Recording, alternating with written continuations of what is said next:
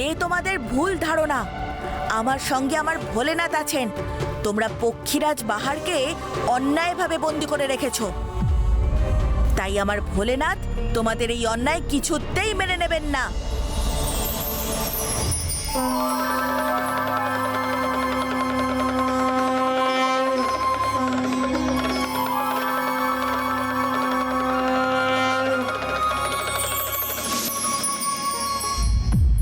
এবার আমাকে এদের দুটোকেই উচিত শিক্ষা দিতে হবে।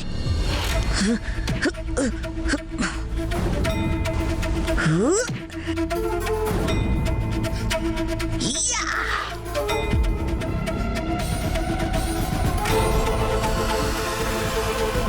এই তবে সেই অদৃশ্য দেওয়াল। এবার এটাকে ভেঙে চূর্ণ বিচূর্ণ করে দেব আমি। আরে বাবু, আমি তো কিছুই বুঝতে পারছি না যে তুই মারছিসটা কিসে।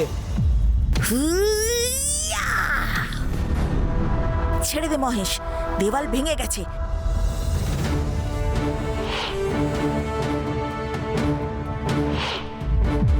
কাকাতুয়া, তুমি এসেছো?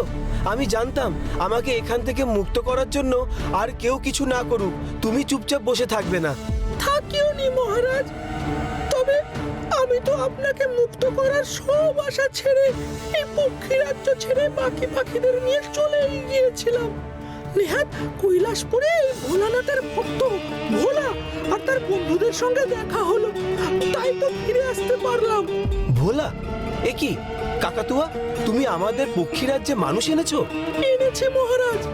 আপনার ঠাকুরদা রাজা থাকাকালীনই তো নিয়ম করেছিলেন, একমাত্র রাজ্যের স্বার্থে, পাখিদের স্বার্থে যদি কোনো পাখি নিজ দায়িত্বে কোনো মানুষের সাহায্য চেয়ে এই রাজ্যে আনে, তবে তবে তাতে কোনো দোষ নেই। আমিও তো তাই করেছি মহারাজ।